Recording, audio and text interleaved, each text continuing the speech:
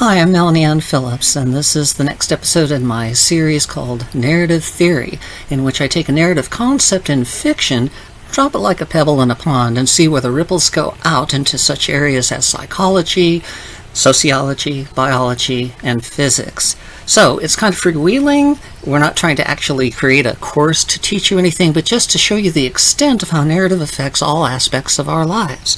All right, we've already done a few of these. One of them that was very popular was character. We dealt with the big topics first, and so the next big topic I'm going to deal with is plot.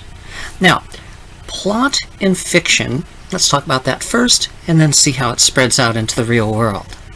Okay, plot in fiction. What is plot? Well, the first thing you might say is it's what happens in a story.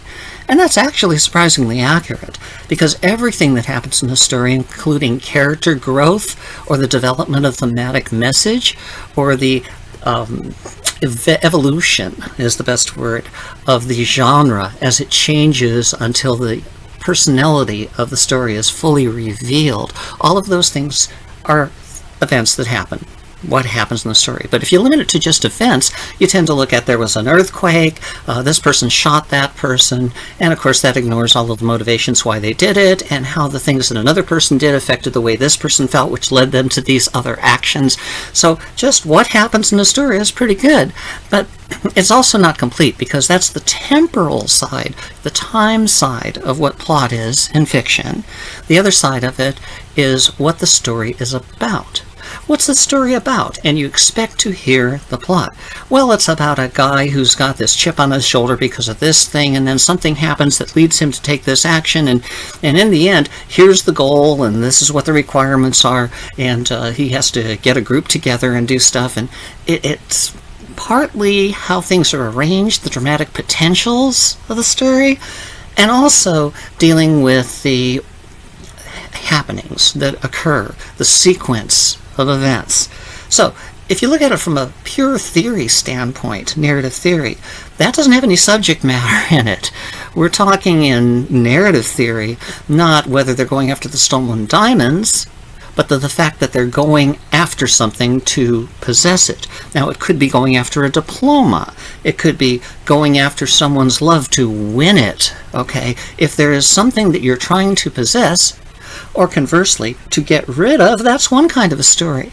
But another kind of story might be about trying to become a better person. Now, you could say that becoming a better person is really trying to achieve a certain quality of being. And that's true.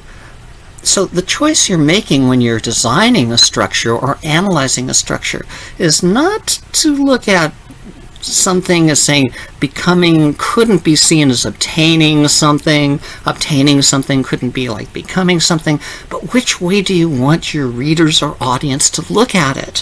What are you trying to say in your story? Is this about the process of evolving oneself, or is it about the achievement of something at the end? That difference creates a different kind of plot. And so, looking at fiction, we can find that there are a number of elements of plot that pertain to what the story is about, and a number of elements that pertain to how the story evolves. For example, a story in fiction will have a goal. It will have a clear goal if you are doing the storytelling, or it looks like nobody's really sure why everybody's doing anything. Even if it's a MacGuffin, like Hitchcock used to use, where there was a stolen necklace and the idea is to recover it, that kicks off the story, but it's also the goal. The goal is to recover it. But the goal may not be the most important thing. Perhaps it's what happens along the way that's important, but it still has to have a goal. All right, so a goal is important. Requirements for the goal is important. And you'll also find that beneath requirements are prerequisites, another kind of dramatic term.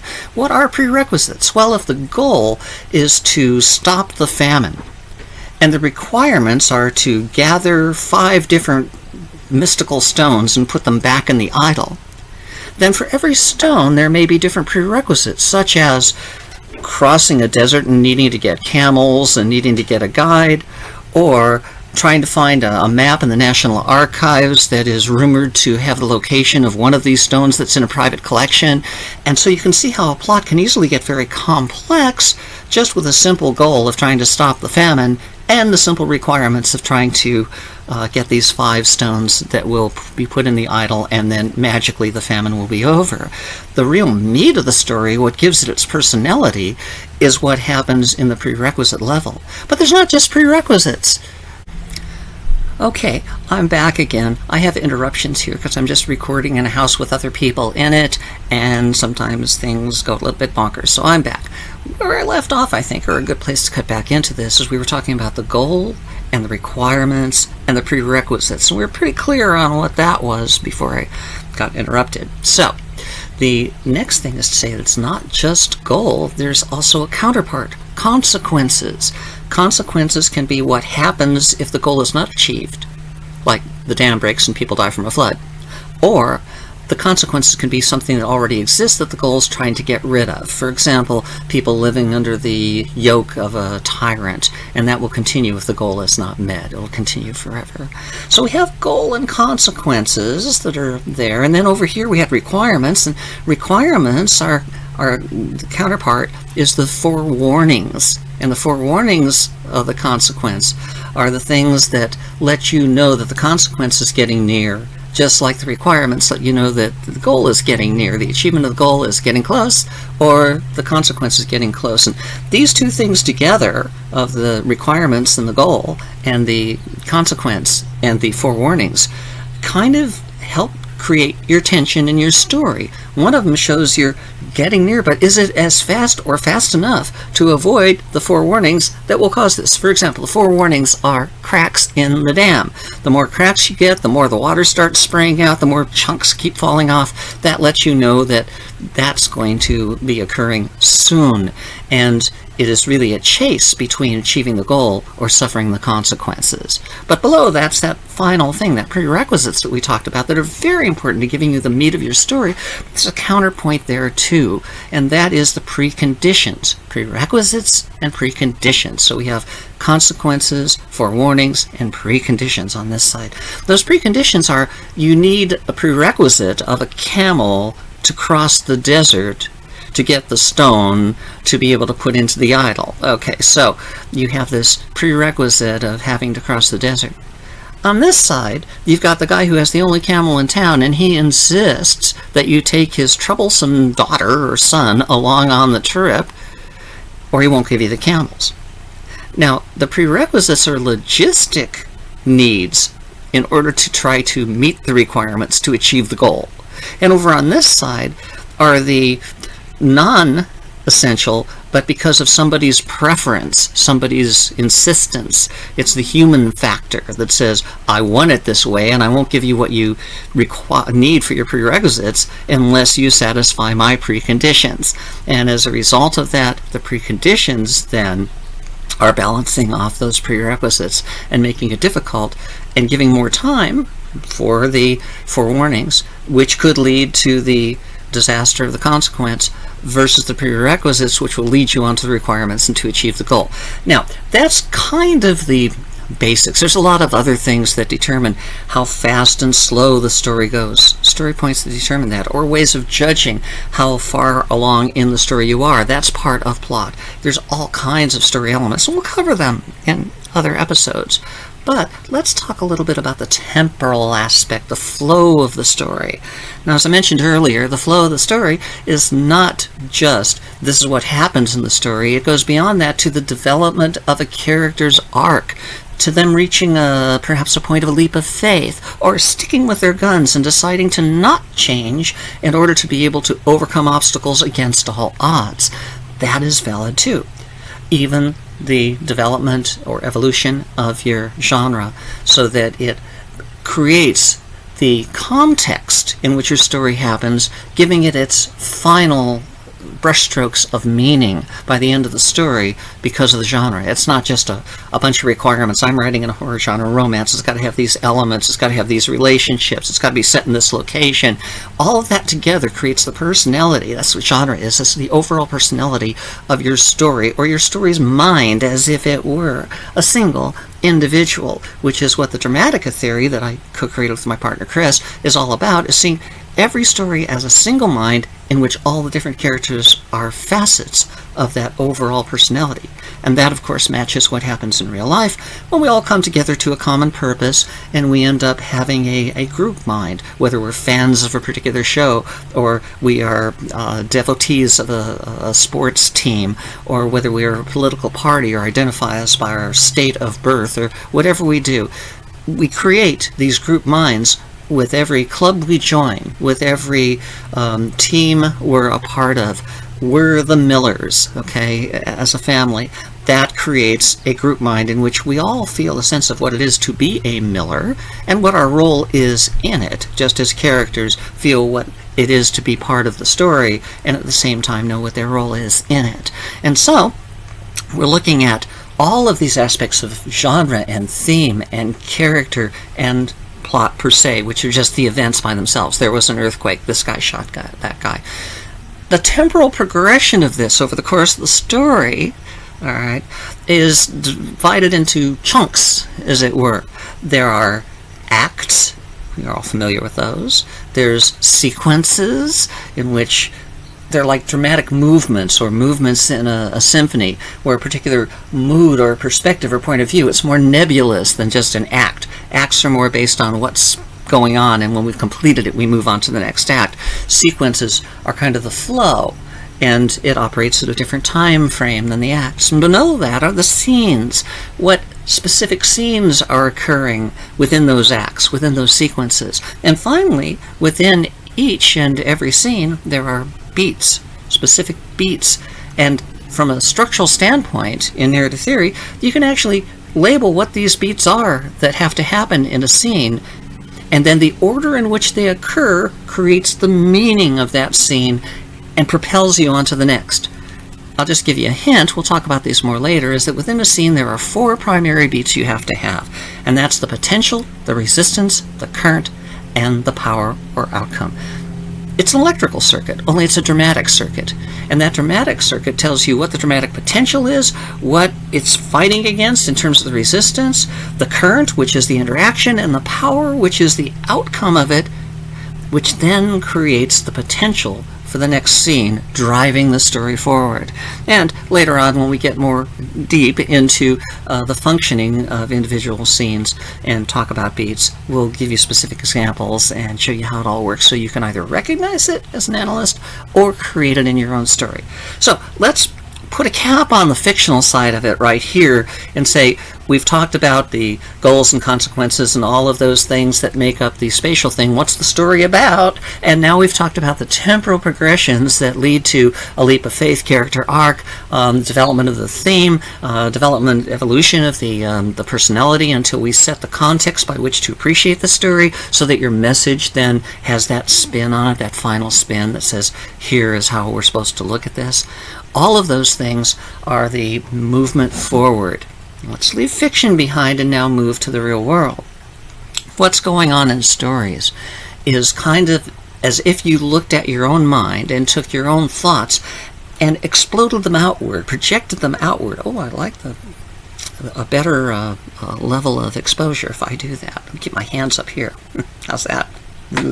Okay, so anyway, working with the real world, it is the psychology of the story mind, which represents the psychology of any one of us. And the characters are the things that go on in our head. Our logic, there's a logic character. There's a passion or emotion character, and they play against each other. Sometimes they agree when you're in real life, and what makes sense also feels right. Fantastic! Those are the good times. Celebrate. But when it feels really right, but your logic says this doesn't make any sense at all, or it could even be a bad thing, well, now you got a conflict between those two parts of yourself, an inner conflict, okay? Or it could be that this makes total sense, but I hate it. I don't want to do it, okay? So those are the kinds of conflicts just two of the archetypes will create that. There's other archetypes like your faith versus your doubt, you know? It's kind of like self-confidence and self-doubt are represented in those things. Can we do it, or can I do it? Can I not? Oh, and another thing you get as a free bonus, I don't know if you can hear it or not, is we're under the flight path. And so because these are off the cuff, good information, professional quality information, but very unprofessional recording studio situation. So when the planes go by, sometimes they're a lot louder than that. I have to take a pause because I can't even think.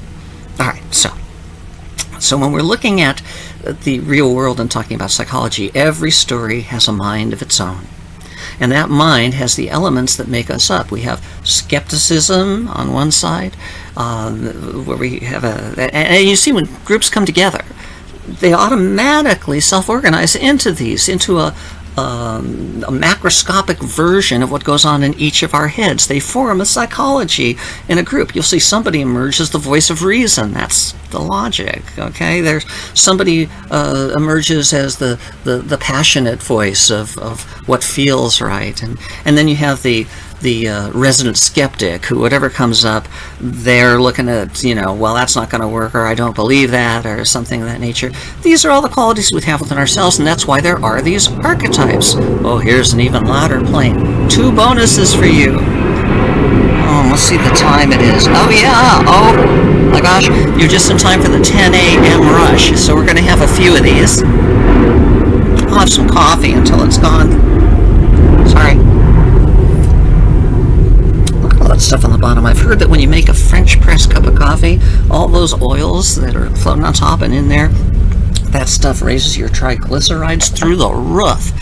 Don't care. I love the coffee and the French press. All right. So plane is gone. So you have the story mind psychology, and you have these characters that represent the facets, and theme represents our value standards that we have. We're always weighing, is this the way to look at it? Is that the way to look at it? What's the moral choice, the proper choice, the comfortable choice? All of those things are part of theme, and they're represented externally to ourselves in the story. And the story itself is the psychology of the whole mind. We don't see it because we're looking at different people doing different things, feeling different things, trying out different moral standpoints within this particular genre. We never realize that it's really just a large psychology, the exploded mind of the human, okay? And so that's why everything that we see in stories pertains to psychology. For example, in plot, we can often look at Hamlet, okay? Hamlet wants to get revenge for his father's death. He knows who did it. He has opportunity, but he keeps thinking, well, if I kill him now, he'll go to heaven because he's in prayer, and therefore my revenge will not be satisfied. What kind of revenge is that? And so he continually overthinks the plumbing until he totally screws it up and it turns into a tragedy at the end. We do that in our own lives, and the main character often represents, since it's who we feel the story is about, whose shoes we stand in or look over his shoulder, like Scrooge. We're interested in how he's going to decide. We're also interested in whether the goal is achieved, especially in action pictures, and that's a protagonist. A protagonist is the character who's trying to achieve the goal, whereas the main character is the one who the decision point or character growth or choice revolves around. All right, so don't want to go too much into that, but you can see how it deals with the psychology of it all. And moving on also, we realize that it deals with society. As I mentioned, groups come together, and you have Apple Computer, for example, and Steve Jobs was the head of it, or you have somebody who represents the hero of a particular thing or the star of a particular show, and those people then become the iconic representation, the avatar for the group mind as a whole. I'm writing a series of novelettes right now.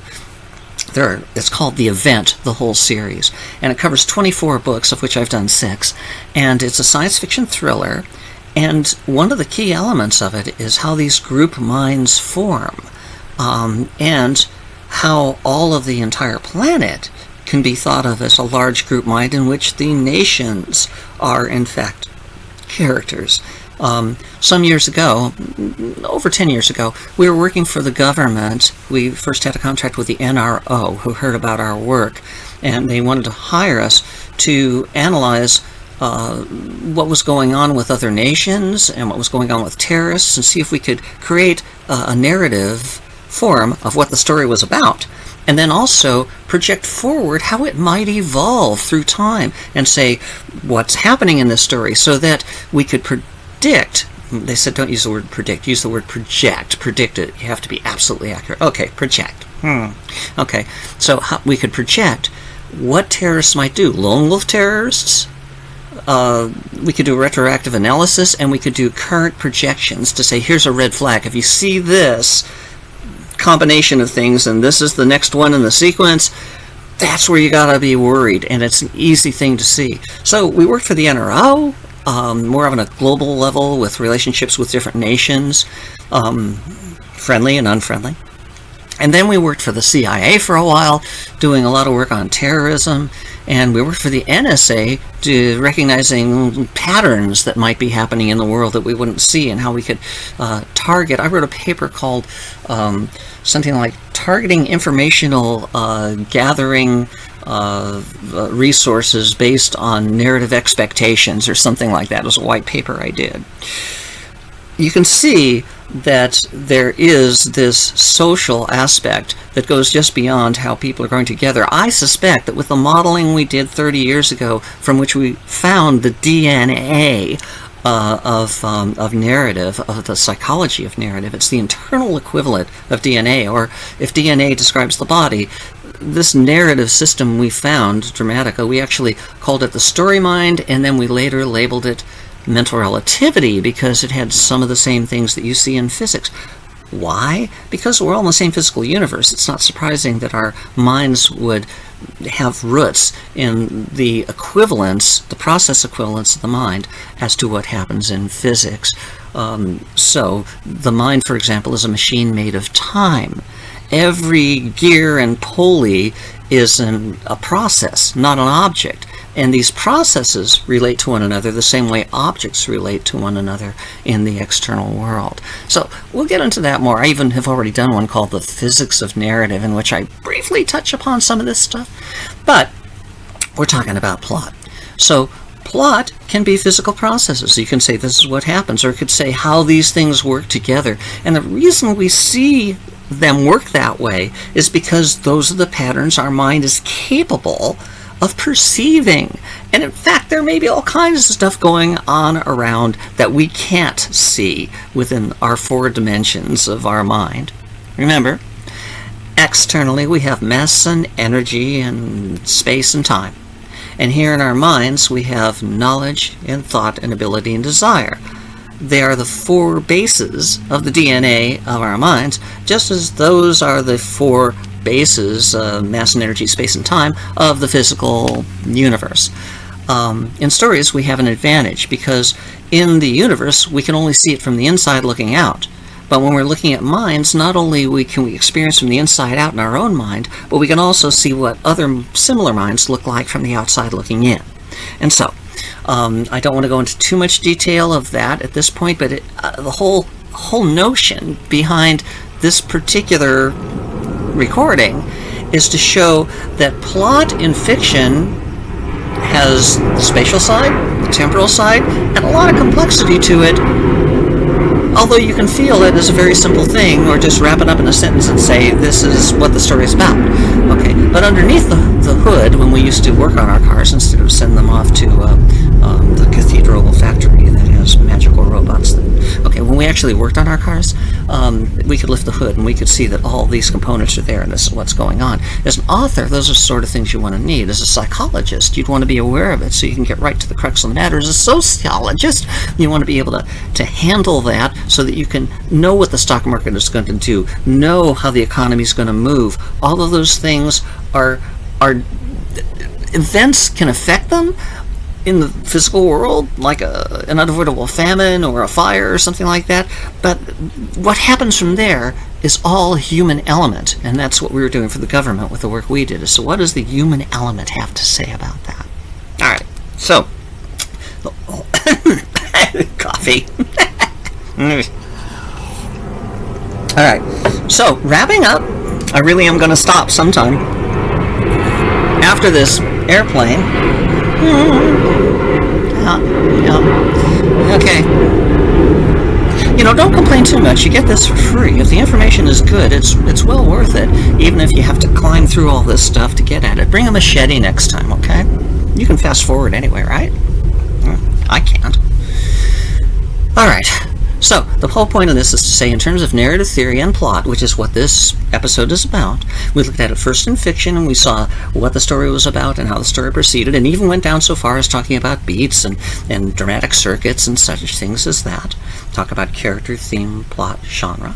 And then we said, here in psychology, this is how it happens in our own minds when we have decisions to make, when we're playing one thing against another, when our morality says one thing and our sense of what's expedient in plot that we're figuring out what to do, says something else. And then when we went beyond it to society, and we talked about group mind and how all that works conceptually. And I'll give you very good examples of that later from some projects we worked on for a sports team to try to meld a team with individual hero members who are superstars, how you could create a single identity for the team, a group identity in which they were willing to not serve what was best for them as a star in order to serve what was best for the team. It's an interesting story, and I'll give you that later. And then finally in physics, we just barely touched on physics about how that works. And in biology, well, there's a story for you. I haven't talked much about biology, but the actual